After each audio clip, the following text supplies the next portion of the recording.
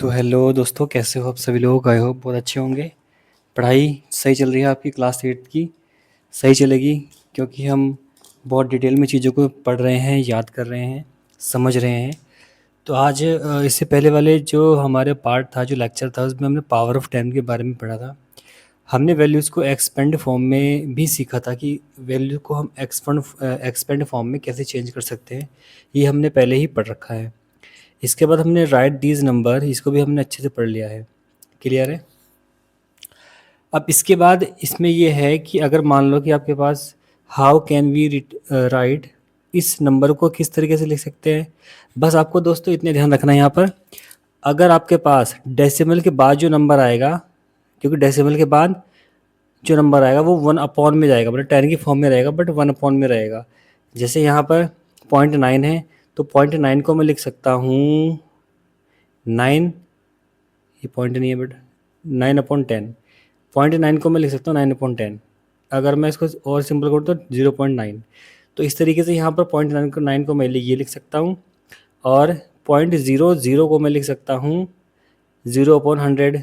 अब पॉइंट जो 3 है, 3 देखेंगे यहाँ से कितने नंबर पर है, 1 2 3, तो इसको मैं लिख सकता हूँ 3 अपॉन जितने डेसिमल के बाद इसका प्लेस कितना है, 1 2 3, तो अपॉन में इस तरीके से मैं इसको लिख सकता हूँ। ओके, तो ये एक एग्जांपल है ये भी, बाकी इससे पहले सभी एग्जांपल हमने कर लिए हैं।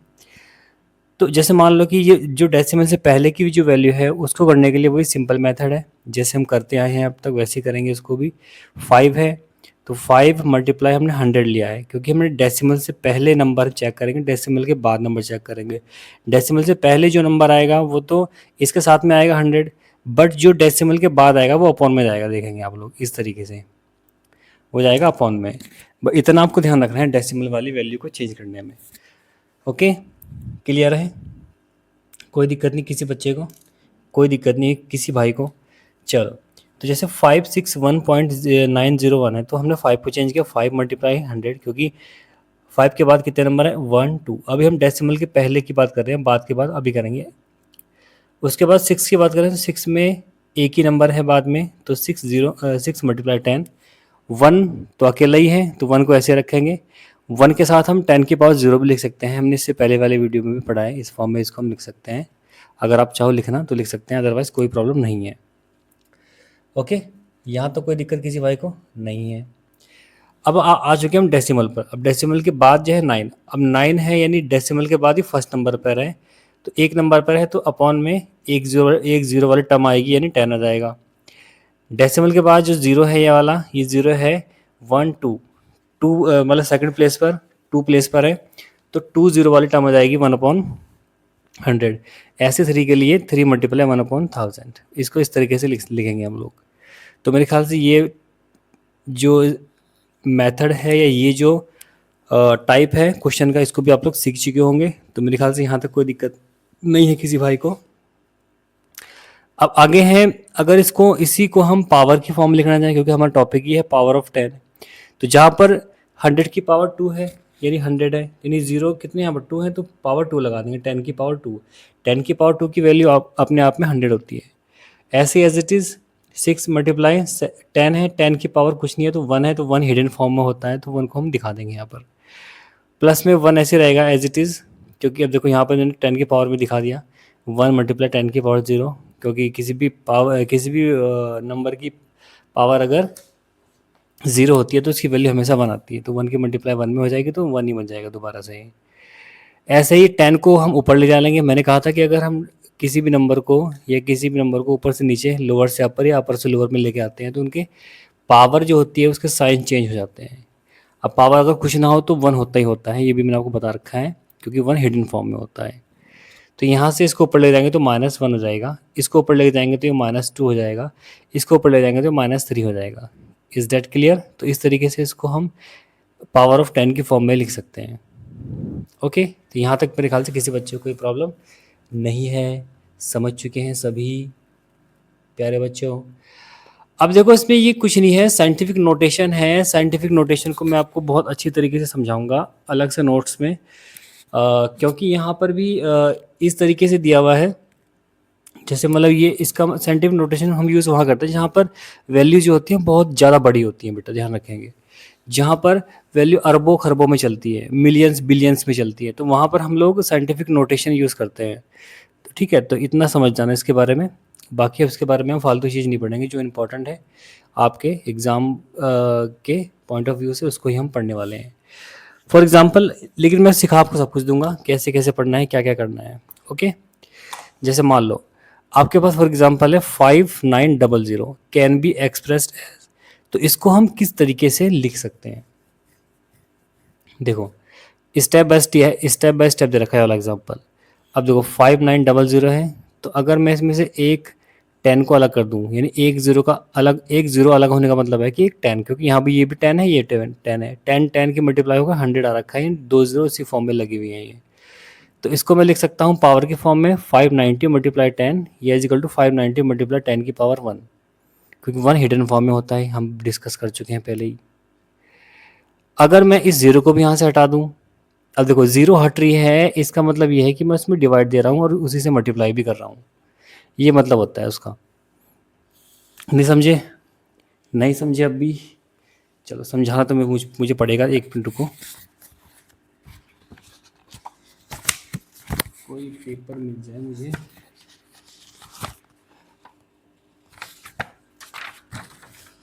अब देखो, ये मान लो पेपर, ये मेरे पेपर है मेरे पास।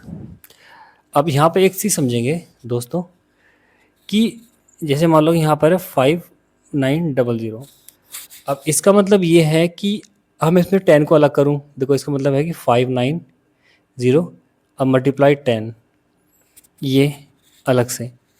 अब इसका मतलब ये है कि हम इसको 590 मल्टीप्लाई 10 की पावर 1 लिख रहे हैं। अब मान लो 59 है, अब इसको मैं चेंज करूँगा 59 में। अब 59 में चेंज करूँगा तो यहाँ से डबल ज़ीरो हट जाएगी, तो ये यहाँ अलग से लग जाएगा, तो इसको मैं लिख सकता हूँ 10 की पावर 2। क्लियर है? यानी 100 को यानी 20 है, तो इसको मैं 10 की पावर 2 की फॉर्म में लिख सकता हूँ। आगे है, इसी को मैं लिखूँगा, अब देखो 5.9, अब 5.9 है, मतलब मैं जो डेसिमल है उसको मैं आगे लेके आ रहा हूँ, मतलब पहले हमने यहाँ से इसको हटाया, फिर इसको हटाया, अब मैं इसको भी हटा रहा हूँ, हटाने का मतलब है कि पॉइंट लगा रहा हूँ। अब यहाँ पे जो वैल्यू आएगी वो आएगी 10 के 1 के आगे 30, इस तरीके से। तो ये हो जाएगा 5.9 मल्टीप्लाई 10 की पावर 3। ध्यान से देखेंगे, ऐसे अगर मैं डेसिमल को और आगे ले जाऊँगा तो ये कुछ ऐसे बन जाएगा, यानी दो दो नंबर तो पहले से हैं और दो से और पीछे चला गया, तो ये हो जाएगा 0.04 टाइम, तो ये हो जाएगा 0.59 मल्टीप्लाई 10 की पावर 4। इस तरीके से इसको हम लिख सकते हैं। अब कुछ बच्चों का क्वेश्चन ये होगा कि सर ये पॉइंट कैसे आया है, ये पॉइंट कैसे लग रहा है, ये पावर कैसे बढ़ रही है। अब इसके बारे में थोड़ा और डिटेल में जाता हूँ, क्योंकि समझाने का मेरा काम है, आपको समझाना ही होगा मुझे। देखो, अब कहने का मतलब ये है दोस्तों, जैसे मान लो नंबर हमारे पास है 5, ये नंबर है, मैंने इसमें क्या किया, मैंने इसमें 10 से डिवाइड किया और 10 से ही मल्टीप्लाई किया। बताओ सही है गलत? सही है गलत? मैंने इस नंबर में 10 से मल्टीप्लाई किया और 10 से डिवाइड किया, क्योंकि किसी भी नंबर, जैसे मान लो कि नंबर है 2, इसमें 10 से मल्टीप्लाई 10 से डिवाइड, तो 10 से 10 कट जाएगा, 2 ही तो बचेगा। ध्यान से समझना अच्छे से, क्योंकि किसी भी नंबर में अगर हम किसी नंबर की मल्टीप्लाई कर रहे हैं और उसी नंबर से उसमें हम डिवाइड कर रहे हैं, तो उसकी वैल्यू पे कोई भी इफेक्ट नहीं पड़ता है, ध्यान रखेंगे इसको भी। तो यहाँ से कैंसिल होकर ये बचेगा। अब देखेंगे कि इसको मैं इससे कैंसिल नहीं करूँगा, मैं इसको इस जीरो से कैंसिल करूँगा, तो यहाँ पर नंबर बचेगा 590 मल्टीप्लाई 10, इस तरीके से बच जाएगा। अगला है, अगला स्टेप में हमने क्या किया है, जैसे मान लो कि हमारे पास ये है नंबर, मैं इसमें 100 से मल्टीप्लाई कर रहा हूँ और 100 से ही मैं इसमें डिवाइड कर रहा हूँ, तो इस दो जीरो से ये दो जीरो कट जाएंगे, हमारे पास क्या बचेगा 59 मल्टीप्लाई, अब 100 को लिख सकता हूँ मैं इस फॉर्म में।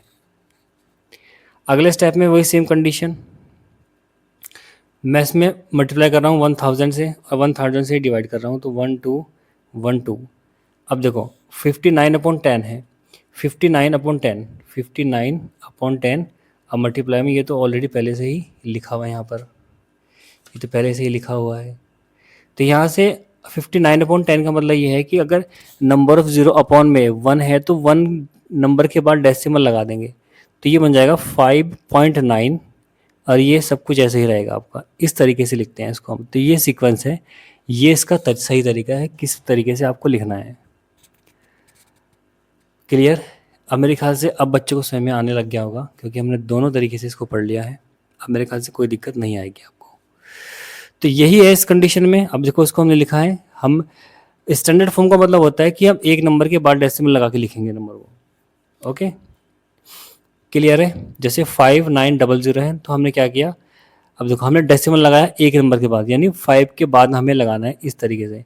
अब पीछे से बात करूँ तो 1 2 3 हमने डेसिमल लगाया 1 2 3 नंबर के बाद, तो 1 2 3 9 के बाद लगाएंगे। अब जितने नंबर हमने काउंट किए उससे मल्टीप्लाई कर देंगे इसमें।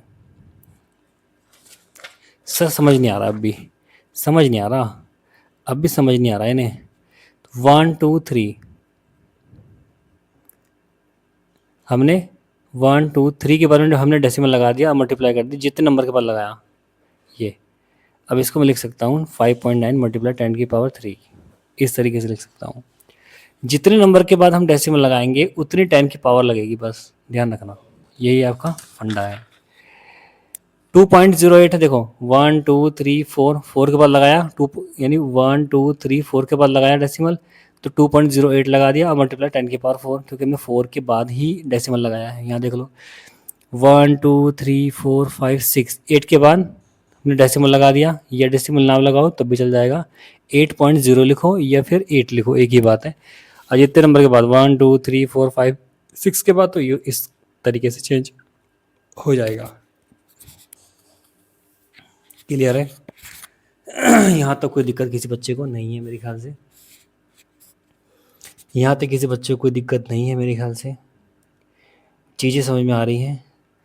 ओके, तो इस तरीके से ये पूरी रामायण दी हुई है आपकी बुक में, देखेंगे आप लोग। तो जो इसका निचोड़ था वो मैंने आपको सिखा दिया है, जो मैंने आपको जो इसमें क्वेश्चन वगैरह थे वो मैंने आपको कुछ करा दिए हैं, और कुछ एग्जाम्पल यहाँ पर हैं, इसके बारे में हम डिस्कस करने वाले हैं अब। तो express the following number in standard form. तो express the following number in standard form, standard form का मतलब होता है कि इसको हम डेसिमल फॉर्म में लिखें। ओके, तो हमने पढ़ लिया है। अब देखते हैं क्वेश्चन को फटाफट। चलिए, तो क्वेश्चन है हमारे पास, ये वाला 32 पेज नंबर, ये देखिए होंगे आपको, ये वाला, यहाँ से करेंगे स्टार्ट। तो क्वेश्चन इसमें क्या बोला गया है, 59853। तो इसमें हमें करना क्या है, इसको स्टैंडर्ड फॉर्म में चेंज करना है, यानी हम 5 पॉइंट के बाद डेसिमल लगा के नंबर को ऐसे लिखेंगे, और उतने जितने के बाद हम डेसिमल लगाएंगे उतने 10 की पावर लगा देंगे बस। 1 2 3 4, तो हमने डेसिमल लगाया, इसके बाद 9 के बाद 1 2 3 4 मल्टीप्लाई 10⁻4, जितने नंबर के बाद डेसिमल अप्लाई करेंगे हम उतने नंबर उसमें हम लोग उतने नंबर उसमें 10 की पावर में लग जाएगा बस मल्टीप्लाई में। अगला है 1 2 3 4, तो 6.5950 मल्टीप्लाई 10⁻4। अगला है 1 2 3 4 5 6, 3.43। अब देखो अगर आपके पास जैसे यहाँ जीरो है 1 2 3 4, तो इसको हटा देंगे हम लोग। अगर हाँ, अगर इस 4 जीरो के बाद कोई नंबर लिखा होता तो हमें लिखना होता है ये सब।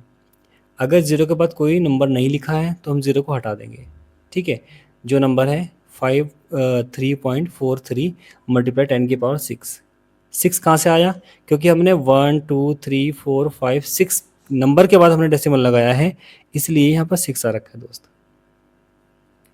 मेरे ख्याल से किसी बच्चे को दिक्कत नहीं हो रही है, चीज़ें सब कुछ समझ में आ रही हैं। अब देखो इसको 1 2 3 4 5 6 7 8 9 10, 7 के बाद डेसिमल लगाना है, और 7 के बाद कितने नंबर है 10, तो 7.004।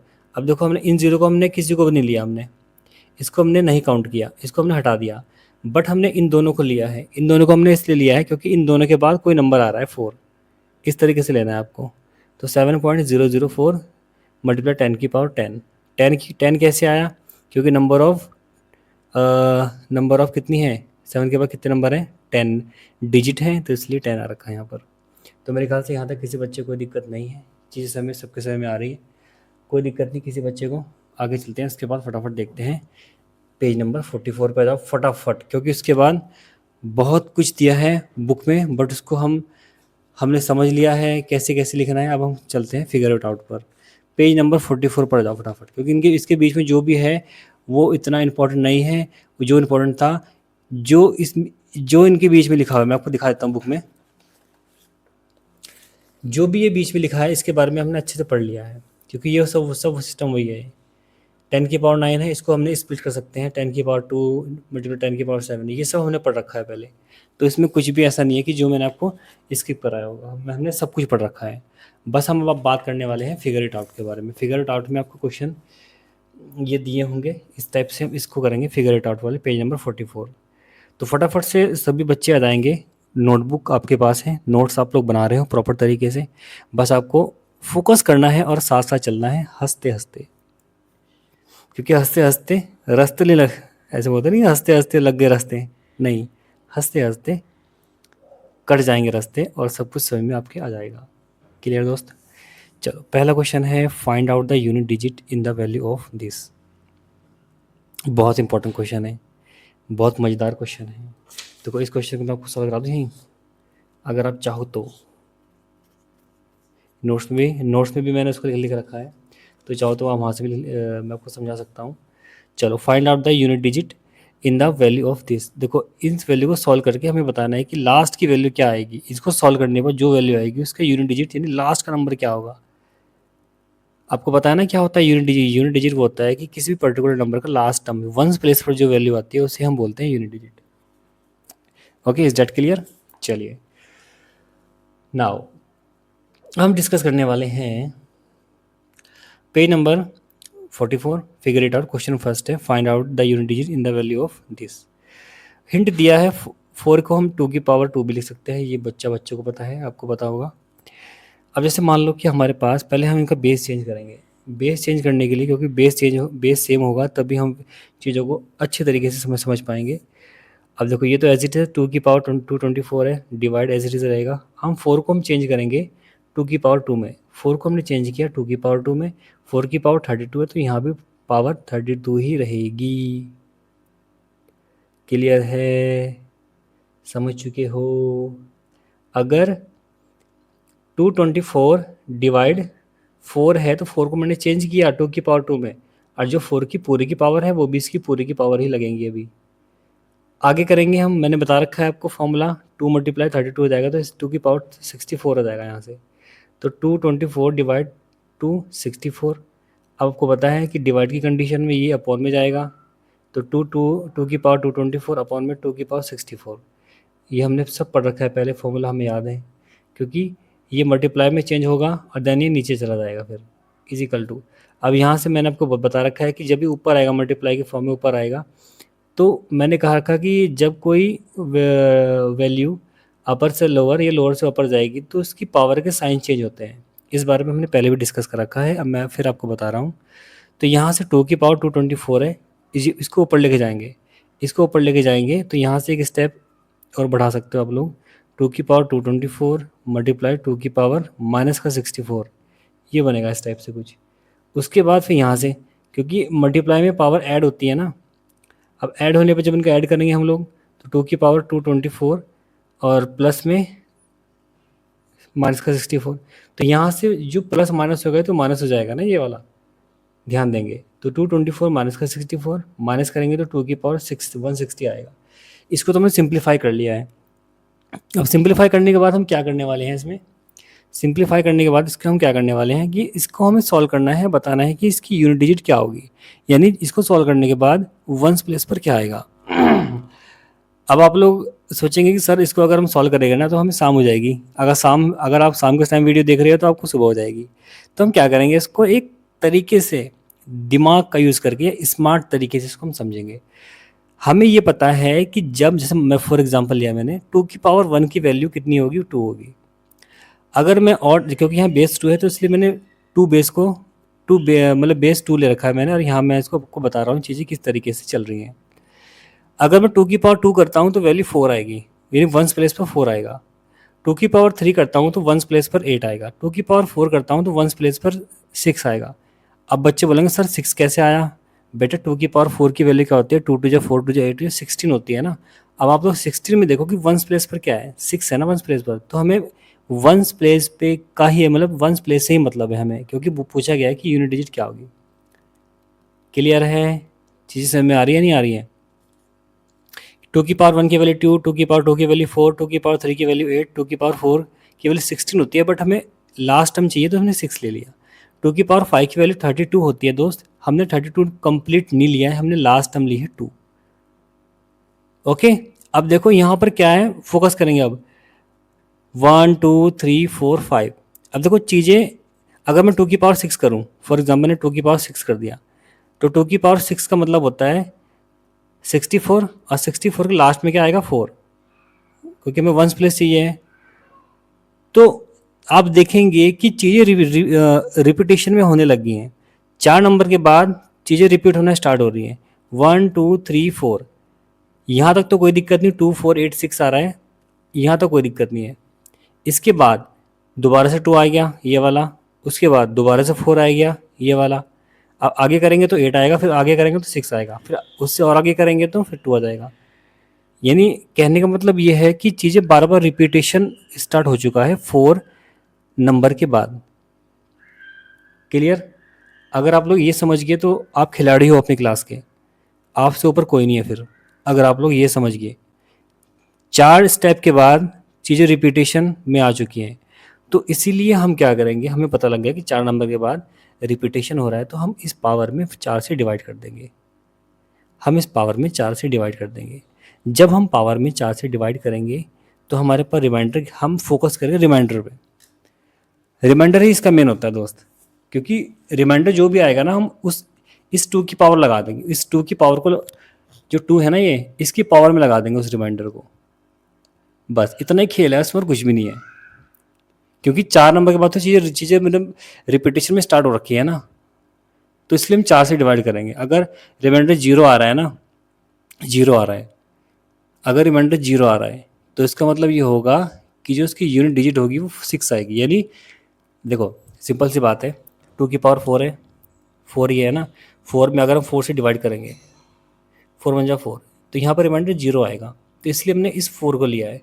अब 4 वाले टर्म को हमने इसलिए लिया है क्योंकि 4 में 4 से डिवाइड करने पर रिमाइंडर 0 आता है, और क्योंकि यहाँ भी रिमाइंडर कितना आ रहा है, 0 रिमाइंडर आ रहा है, तो इसलिए हमने 2 को लिया है। अब जैसे फॉर एग्जांपल 2 की पावर, अगर मान लो रिमाइंडर 3 आ रहा है तो 2 बनेगा, तो 2 की वैल्यू 8 आ रही है, तो इसका यूनिट जो जो इसकी लास्ट प्लेस होगी या जो इसकी यूनिट डिजिट होगी वो 8 हो जाएगी आंसर में। तो अभी इसका जो रिमाइंडर है वो 0 है, तो उस कंडीशन में हम टर्म लेंगे 2 इजिकल टू 6, यानी 6 इसका आंसर हो जाएगा। ओके, तो if reminder 0 then unit digit is equal to 6। चीज़ें बहुत कॉम्प्लिकेट हैं, लेकिन अगर उसको हम बहुत बेहतरीन तरीके से पढ़ेंगे तो चीज़ें बहुत आसान हो जाती हैं दोस्त। एकदम से चीज़ें आसान नहीं होती, उसको टाइम देना होता है, उस पर काम करना होता है, तब जाके चीज़ें समझ में आती हैं। मैं आपको शॉर्टकट में बिल्कुल नहीं पढ़ाऊँगा, क्योंकि मैं जो पढ़ाता हूँ बच्चों को मैं बहुत डिटेल में पढ़ाता हूँ, और मैंने भी बहुत डिटेल में पढ़ रखा है। मेरी संघर्ष की कहानी आप लोग सुनाऊँगा भी बाद में, जब थोड़े चैलेंज थोड़ा मेरा सही चल जाएगा, उसके बाद बताऊँगा अपनी कहानी कैसी है मेरी कहानी। तो ये हमने पढ़ लिया है बहुत अच्छे से। अब मेरे ख्याल से यहाँ पर किसी बच्चे को कोई दिक्कत नहीं है। क्वेश्चन फर्स्ट में थोड़ा टाइम लगाया है मैंने जानबूझ के टाइम लगाया है, ताकि आपको जो बेसिक कंसेप्ट हैं उसको अप्लाई करना आ सके, चीज़ों को अच्छे तरीके से और समझ में आ सके आपके। ओके, तो मेरे ख्याल से यहाँ तक कोई दिक्कत नहीं है किसी बच्चे को। आप चलते हैं क्वेश्चन नंबर 2 पर। क्वेश्चन नंबर 2 पे क्या दिया हुआ देखेंगे। क्वेश्चन 2 मैंने पूरा कंप्लीट तो नोट डाउन नहीं किया, यहाँ देख लेंगे। Question number 2 is there are 5 bottle in a container, यानी किसी कंटेनर में 5 बॉटल हैं। Every day a new container is bought in, हर दिन एक new container bought in, how many bottles would be there after 40 days. इसका मतलब ये है कि एक कंटेनर में 5 बोतल हैं, हर दिन हम एक नया कंटेनर खरीदते हैं, और तो टोटल 40 दिन में कितनी बोतल हो जाएंगी, ये क्वेश्चन है। तो बहुत आसान क्वेश्चन है। सबसे पहले आपको पता होना चाहिए दोस्त कि number of container add every day 1, यानी हर दिन हम लोग एक कंटेनर को बाय कर रहे हैं, ठीक है। तो टोटल 40 दिन में हम कितने कंटेनर को मतलब खरीद सकते हैं, बोट करेंगे, तो हम करेंगे टोटल 40 कंटेनर, क्योंकि एक दिन का एक कंटेनर है तो 40 दिन का 40 कंटेनर हो जाएगा। अगला है number of bottle in each container, एक कंटेनर में टोटल कितनी बोतल है, 5। कितनी बोतल है, 5। तो टोटल बोतल 40 मल्टीप्लाई 5 इज इक्वल टू 200, यही आंसर है। कितना आसान क्वेश्चन था बताओ।